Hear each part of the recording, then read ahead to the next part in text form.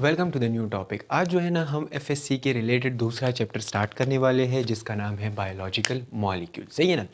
आज जो है ना हम उसकी इंट्रोडक्शन करेंगे और बाद में उसकी जितनी भी इनऑर्गेनिक और ऑर्गेनिक सब्सटेंसेस है उसको हम सेपरेटली स्टडी करेंगे। सही है ना। तो अगर हम बायोलॉजिकल मॉलिक्यूल्स की बात करें तो बायोलॉजिकल मॉलिक्यूल्स का मतलब क्या है। सिंपल इसका मतलब ये है ना कि हमारे बॉडी में जिस तरह के केमिकल्स रिएक्शन हो रहे हैं उसमें कुछ तरह के एलिमेंट्स इन्वॉल्व होती है। सही है ना। वो एलिमेंट्स हमारे बॉडी को क्या कर रहा है, वो एलिमेंट्स उसमें कुछ ना कुछ फंक्शन परफॉर्म कर रहे हैं। सही है। तो अगर हम उस मॉलिक्यूल्स के साथ उस जो जितनी भी इनऑर्गेनिक और ऑर्गेनिक के साथ जो है ना हम स्टडी करेंगे तो उसका जो स्ट्रक्चर है और उसका जो फंक्शन है हम दोनों यहाँ पे स्टडी करेंगे इस चैप्टर में। सही है ना। अब सिंपल सी बात है, अगर हम बायोलॉजिकल मॉलिक्यूल्स की इंट्रोडक्शन की बात करें, ठीक है, तो रिमेंबर वन थिंग, बायोलॉजिकल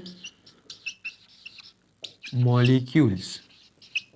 सही है ना। बायोलॉजिकल मॉलिक्यूल्स का क्या मतलब है, वो मॉलिक्यूल्स जो रिलेटेड टू द बायो हो, जो रिलेटेड टू द लाइफ हो। सही है ना। तो रिमेंबर वन थिंग, ये बायोलॉजिकल मॉलिक्यूल्स जो है ना, आप लोग जानते होंगे कि 96 हमारे पास नेचुरल एलिमेंट्स हैं। क्या है, नेचुरल एलिमेंट्स हमारे पास कितने हैं, 96 है। सही है ना। उस 96 में हमारे पास कुछ 16 जो है ना, 16 वो हमारे पास ह्यूमन कंपोजिशन है। ह्यूमन कंपोजिशन का मतलब ये है कि ह्यूमन बॉडी जो है ना वो उस 16 से बनी हुई है। और इसमें हमारे पास जो 6 है ना, 6 एलिमेंट्स, उससे हमारे पास जो है ना 99% जो बॉडी है वो इन 6 से जो है ना बनी हुई है। अब इसमें हमारे पास कौन कौन सा है, ऑक्सीजन है, ठीक है, हमारे पास कार्बन है, ठीक है, इसके अलावा सल्फर है, ठीक हो गया, इसके अलावा जो नाइट्रोजन है। सही है ना। तो ये कुछ इस तरह के हमारे पास क्या है जो हम स्टडी करते हैं एलिमेंट्स के हवाले से। तो ये कुछ एलिमेंट्स हैं ना जिससे हमारी सेल जो है ना, जिससे हमारी बॉडी जो है ना बनी हुई है। ये सारे एलिमेंट्स किस चीज़ में प्रेजेंट होते हैं, ये हमारी ह्यूमन बॉडी में प्रेजेंट होते हैं। अब ये स्ट्रक्चर्स तो यहाँ पे प्रेजेंट है। इसके अलावा कुछ ऐसे कंपाउंड्स होते हैं जो हमारी बॉडी में प्रेजेंट होते हैं, जिस तरह के ऑर्गेनिक कंपाउंड्स, ठीक है ना, ऑर्गेनिक कंपाउंड्स। सही है। और इनऑर्गेनिक कंपाउंड्स। अगर हम इनऑर्गेनिक और ऑर्गेनिक की बात कर रहे हैं तो ऑर्गेनिक कंपाउंड्स कौन कौन से हैं। ऑर्गेनिक कंपाउंड्स वो कंपाउंड्स है जो हमारे बॉडी को बना तो रहे हैं लेकिन उसमें प्रोटीन्स हैं, लिपिड्स, सही है, कार्बोहाइड्रेट्स,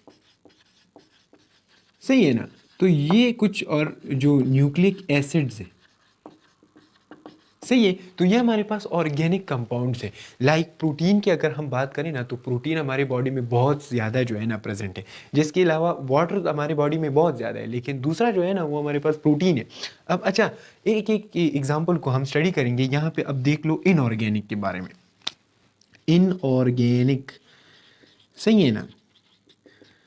अब आपको बायोलॉजिकल कंपोजिशन का पता चल जाएगा कि ये सारे जितने भी ये बायोलॉजिकल मॉलिक्यूल्स हैं ना, ये मॉलिक्यूल्स जो है ना असल में हमारी बॉडी में प्रेजेंट होते हैं। सही है ना। तो इनऑर्गेनिक में हमारे पास क्या है, वाटर एंड मिनरल्स। सही हो गया। तो अब यहाँ पे देख लो, हमारे बॉडी में कुछ इस तरह की मॉलिक्यूल्स प्रेजेंट होते हैं जो क्या कर रहे होते हैं, कुछ फंक्शन परफॉर्म कर रहे होते हैं। सही है। उसमें अगर हम बात करें ह्यूमन कंपोजिशन के हवाले से तो 16 ऐसे ह्यूमन कंपोजिशन एलिमेंट है जो हमारे बॉडी में प्रेजेंट होते हैं। उसमें 6 जो है ना वो किस तरह के हैं, जो 99% जो है ना वो वही प्रेजेंट होते हैं। उसके एग्जाम्पल कौन कौन से हैं, ऑक्सीजन, कार्बन, सल्फर, नाइट्रोजन, ठीक है ना। इसके अलावा और भी जो है ना प्रेजेंट है, लाइक कैल्शियम एंड फास्फोरस जो है ना वो भी प्रेजेंट होता है। सही है। मैं यहाँ पे लिख लेता हूँ, कैल्शियम एंड फास्फोरस। सही है ना। तो ये सारी ये 6 जो है ना, इससे हमारी 99% जो बॉडी कंपोजिशन है वो इससे बनी हुई होती है। सही है। अब इसके बाद जो है ना हम ऑर्गेनिक और इनऑर्गेनिक की बात करेंगे। ऑर्गेनिक का मतलब ये है कि वो सब्सटेंसेस जो हमारे जो हम ऑर्गेनिक बॉन्ड की बात करेंगे ना, तो उसमें कौन कौन से आते हैं, प्रोटीन है, लिपिड्स है, कार्बोहाइड्रेट्स है और न्यूक्लिक एसिड्स है। इसके बाद इनऑर्गेनिक की बात कर लेते हैं। तो उसमें वाटर और मिनरल जो है ना ये हमारे पास क्या है, इनऑर्गेनिक है, ठीक है। अब यहाँ पे देख लो, जो ह्यूमन बॉडी है ना, हम ह्यूमन बॉडी के बारे में बात कर लेते हैं। ह्यूमन बॉडी जो है वो क्या है, मोस्टली इसमें क्या प्रेजेंट है, मोस्टली इसमें वाटर प्रेजेंट है। सही है ना, जो 70% है ना जो हमारी बॉडी है उसमें क्या प्रेजेंट है, वाटर प्रेजेंट है। अब ये वाटर क्या कर रहा है हमारी बॉडी में, जो है ना जितनी भी केमिकल एक्टिविटीज़ हो रहे होते हैं, जो केमिकल एक्टिविटीज जितनी भी रिएक्शंस हो रहे होते हैं वो किसकी बदौलत हो रहे होते हैं, वो वाटर की बदौलत। अगर वाटर हमारी बॉडी में प्रेजेंट ना होता तो जितने भी केमिकल एक्टिविटीज़ होते हैं ना वो परफॉर्म नहीं होते। तो मतलब ये जो वाटर है ना ये मेजर फंक्शन परफॉर्म कर रहा है। सही है। इसके अलावा अगर हम प्रोटीन की बात करें, दूसरा हमारे पास जो है ना प्रोटीन्स है। सही है ना, मैं असल में ये इंट्रोडक्शन इसलिए कर रहा हूँ क्योंकि बाद में ये प्रोटीन्स और कार्बोहाइड्रेट अगर हम स्टडी करेंगे तो आपको इतना अंदाज़ा हो कि इसकी जो है ना कुछ फंक्शंस किस तरह के होते हैं। सही है। अच्छा, अब प्रोटीन्स की बात कर लेते हैं। प्रोटीन जो है ना ये मोस्टली एबंडेंट है, मतलब बहुत ज़्यादा जो है ना प्रोटीन हमारे बॉडी में प्रेजेंट है और ये दो काम कर रहे हैं। एक जो है ना एक स्ट्रक्चरल फंक्शन परफॉर्म कर रहा है और दूसरा जो है ना ये हमारे पास फंक्शनल भी है। मतलब बॉडी के जितनी भी काम होते हैं ना वो प्रोटीन परफॉर्म कर रहा होता है। और जितनी भी स्ट्रक्चर है ना बॉडी की स्ट्रक्चर है, अगर हम सेल की स्ट्रक्चर की बात कर ले, सेल की इनर साइटोप्लाज्म की बात कर ले, सेल मेम्ब्रेन की बात कर ले, तो वहाँ पे क्या बहुत ज़्यादा प्रेजेंट है, वहाँ पे प्रोटीन्स बहुत ज़्यादा प्रेजेंट होती है। सही है ना। इसमें अगर हम बात करें तो मुख्तलिफ टाइप ऑफ प्रोटीन जो है ना हमारी बॉडी में प्रेजेंट होते हैं। ठीक है। तो अगर हम इसकी परसेंटेज की बात करें तो 18% जो है ना हमारी बॉडी में प्रोटीन्स प्रेजेंट होते हैं। सही है। सेल मेम्ब्रेन की मैं एक एग्जांपल ले देता हूँ। सेल मेम्ब्रेन की, सेल मेम्ब्रेन में अगर प्रोटीन्स प्रेजेंट है तो मुख्तलिफ टाइप ऑफ प्रोटीन है, जिस तरह के कैरियर प्रोटीन्स है, ठीक है, इंजाइमेटिक प्रोटीन्स है, सही है, रिसेप्टर प्रोटीन्स है। ठीक हो गया। तो मुख्तलिफ टाइप ऑफ प्रोटीन्स यहाँ पे प्रेजेंट होते हैं जो मुख्तलिफ फंक्शन परफॉर्म कर रहे होते हैं। सही है ना। इसके बाद अगर हम लिपिड्स, कार्बोहाइड्रेट्स और इसकी बात कर लें तो लिपिड्स जो है ना, कार्बोहाइड्रेट की बात कर लेता हूँ। कार्बोहाइड्रेट्स, अब इसका क्या फंक्शन है, तो कार्बोहाइड्रेट जो है ना ये असल में अगर सेल में प्रेजेंट हो ना, सेल में, तो ये क्या करेगा, ये असल में हमें एनर्जी प्रोवाइड करेगा, एनर्जी प्रोवाइड करता है। ठीक है ना। एनर्जी प्रोवाइड का मतलब ये है कि ये कुछ ना कुछ हेल्प कर रहा होता है, जो जितनी भी रिस्पायरेटरी प्रोसेसेस हैं ना उसमें ये हेल्प कर रहा होता है। सही है। तो कार्बोहाइड्रेट्स में हमारे पास कुछ फंक्शन जो है ना परफॉर्म कर रहे होते हैं।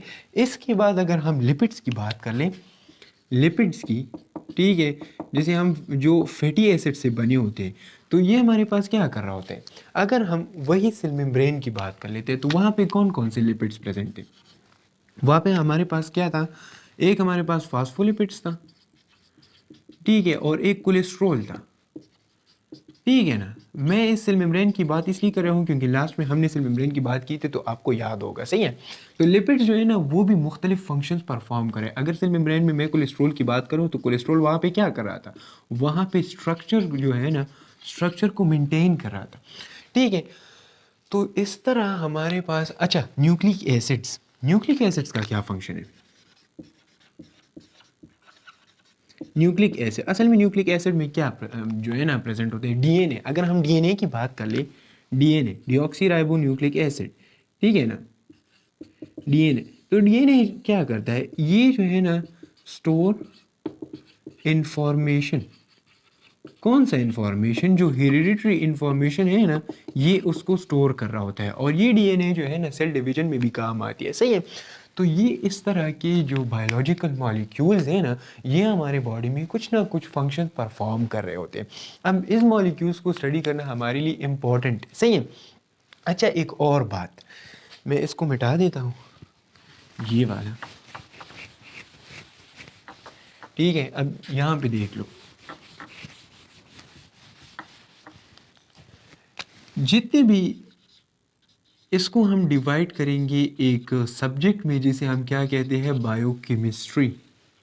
सही है ना। बायोकेमिस्ट्री किसे कहते हैं, हमारी बॉडी में जितनी भी केमिकल एक्टिविटीज़ होते हैं, एक्टिविटीज़ और इवेंट्स, अकर इन दी लिविंग बॉडी, ठीक है ना, या ह्यूमन बॉडी, सही है। तो जितने भी केमिकल एक्टिविटीज ना, केमिकल एक्टिविटीज से मेरा क्या मतलब है, जितने भी केमिकल रिएक्शंस हो रहे हैं, केमिकल रिएक्शन, ठीक है ना, केमिकल एक्टिविटीज, केमिकल इवेंट्स, तो उसको हम किस चीज़ में स्टडी करेंगे, बायोकेमिस्ट्री में। अब सिंपल सी बात है, ये मजमुआ है दो वर्ड्स का, बायो एंड केमिस्ट्री, सही है ना। तो बायो मीन जो है ना लाइफ, और केमिस्ट्री जो है ना जितनी भी केमिकल रिएक्शंस होते हैं, तो chemical reactions related to the life is known as biochemistry. और ये बायोकेमिस्ट्री इंपॉर्टेंट किस लिए है, ये बायोकेमिस्ट्री हमें क्या करेगा, ये हमें, ये जो है ना एक हम इजीली एनाटॉमी फिजियोलॉजी, ठीक है, और फार्माकोलॉजी के जितने भी सब्जेक्ट्स होते हैं, ये हमें उसमें आसानी देता है। ये अगर हम एनाटॉमी की बात करें, अच्छा अब यहाँ पे देख लो, बायोकेमिस्ट्री की बात की ना मैंने, कि बायोकेमिस्ट्री क्या करेगा, ये हेल्प करेगा कि हम आसानी से एनाटॉमी, फिजियो और फार्माकोलॉजी को स्टडी कर लें। किस तरह, वही एग्जाम्पल है, सेल मेम्ब्रेन है ना, तो अगर हम सेल मेम्ब्रेन की बात कर ले, ठीक है, तो उसमें मैंने कहा था कि क्या प्रेजेंट है, अच्छा इसको मैं मिटा देता हूँ, उसमें मैंने कहा था कि प्रोटीन्स प्रेजेंट होते हैं, ठीक है, लिपिड्स होते हैं, सही हो गया, और उसके बाद जो है ना कार्बोहाइड्रेट्स। अच्छा, तो एनाटॉमी किस चीज़ को अब कहते हैं, एनाटॉमी कहते हैं स्टडी ऑफ द स्ट्रक्चर को ना, ठीक हो गया। तो मुझे जब पता चला कि प्रोटीन जो है ना, लिपिड्स जो है, ये सारी चीज़ें सेल मेम्ब्रेन में प्रेजेंट होती है, ठीक है। अब मुझे पता चल गया कि प्रोटीन्स, लिपिड्स और कार्बोहाइड्रेट्स क्या है, ये सेल मेम्ब्रेन में प्रेजेंट होती है। तो एनाटॉमी हम किस चीज़ को कहेंगे, उसके स्ट्रक्चर को, स्टडी ऑफ द स्ट्रक्चर। तो यहाँ पे सेल मेम्ब्रेन का जो स्ट्रक्चर था, वो मुझे किस तरह मालूम हुआ, वो मुझे मालूम हुआ with the help of biochemistry. Biochemistry ने मुझे ये बताया कि ये जो प्रोटीन्स और लिपिड्स और ये कार्बोहाइड्रेट्स हैं ना, ये असल में क्या है, ये कंपाउंड्स हैं। और उसके बाद वो कंपाउंड्स जितनी भी तादाद में प्रेजेंट है ना, तो वो भी मुझे बता दिया कि 55% प्रोटीन्स है, 45% लिपिड्स है, और 5% हमारे पास क्या है, 5% हमारे पास कार्बोहाइड्रेट है, ठीक। अब यहाँ पे अगर मुझे बायोकेमिस्ट्री के ज़रिए ये पता चल गया है कि प्रोटीन, लिपिड्स और कार्बोहाइड्रेट्स कहाँ पे प्रेजेंट है, सेल मेम्ब्रेन में ना, सही है, तो मुझे स्ट्रक्चर का पता चल गया ना। तो अगर मुझे किसी को जवाब देना हो कि सेल मेम्ब्रेन का जो स्ट्रक्चर है ना, वो किन चीज़ों पे कंपोज्ड है, ठीक है, तो मैं उसे सिंपली बता दूंगा कि सेल मेम्ब्रेन का जो स्ट्रक्चर है, उसमें इस तरह के कुछ प्रोटीन्स, लिपिड्स और कार्बोहाइड्रेट्स प्रेजेंट होते हैं, ठीक है। तो ये बायोकेमिस्ट्री ने मुझे बता दिया कि ये जो सेल मेम्ब्रेन का स्ट्रक्चर है ना, ये इससे बना हुआ है। ये किस तरह बना हुआ है वो मुझे एनाटॉमी बताएगा, लेकिन किस चीज़ से बना हुआ है वो मुझे बता दिया बायोकेमिस्ट्री ने, ठीक। अब जब मुझे ये पता चल गया कि प्रोटीन्स जो है ना प्रेजेंट है, लिपिड्स प्रेजेंट है, कार्बोहाइड्रेट्स प्रेजेंट है, सही है, तो इसका जो स्ट्रक्चर है वो तो जो है ना, वो मैं कहाँ पे स्टडी करूँगा, वो मैं एनाटॉमी में स्टडी करूँगा कि ये जो प्रोटीन्स है ना, अच्छा ये लिपिड्स है तो इसके हेड है, टेल है, सही है ना, प्रोटीन्स जो है ना वो फ्लोटिंग है, इंटीग्रल है, ठीक है, कार्बोहाइड्रेट्स है तो वो प्रोटीन के साथ कंबाइन हुए हुए हैं। तो सिंपल सी बात है, ये तो स्ट्रक्चर की बात अब हो गई। अब आते हैं फिजियोलॉजी के बारे में। फिजियोलॉजी का मतलब क्या है, फिजियोलॉजी कहते हैं फंक्शन को, ये प्रोटीन कौन सा फंक्शन परफॉर्म कर रहा है। मुझे अगर ये पता ही नहीं कि सेल मेम्ब्रेन जो है ना वो फंक्शन क्या परफॉर्म कर रहा है, इसमें ये जो स्ट्रक्चर्स प्रेजेंट होते हैं, ये जो ऑर्गेनिक कंपाउंड्स प्रेजेंट होते हैं, ये काम क्या कर रहे हैं, तो मेरा जो है ना वो काम मुकम्मल नहीं होगा। तो बायोकेमिस्ट्री ने मुझे ये बता दिया कि प्रोटीन्स, लिपिड्स और कार्बोहाइड्रेट्स तो प्रेजेंट होते हैं, लेकिन इसका जो फंक्शन है ना वो मुझे कौन बताएगा, वो मुझे फिजियोलॉजी बताएगी। लेकिन अगर मैं सेपरेटली इसकी बात करूँ ना कि प्रोटीन जो है वो फंक्शन परफॉर्म करते हैं, सही है, तो प्रोटीन का major function related to the biology हम फिजियोलॉजी में पढ़ेंगे, लेकिन इसका जो स्ट्रक्चर का जो फंक्शन है ना, कि अगर प्रोटीन किसी जगह पे प्रेजेंट हो तो ये फंक्शन परफॉर्म करेगा। तो ये सारे जो सब्जेक्ट्स हैं ना ये इंटर रिलेटेड होते हैं, ठीक है। तो इस तरह ये बायोकेमिस्ट्री हमारी ज़िंदगी को आसान बनाती है, जितनी भी दूसरे सब्जेक्ट्स हैं ना उसको आसान बनाती है, सही है। अगर मुझे ये पता ना हो कि सेल मेम्ब्रेन का जो स्ट्रक्चर है उसमें 55% एक चीज़ प्रेजेंट है और मुझे नाम ही नहीं पता हो कि प्रोटीन्स उसे कहते हैं जो 55% प्रेजेंट है, तो मेरा जो है ना वो काम मुकम्मल नहीं होगा।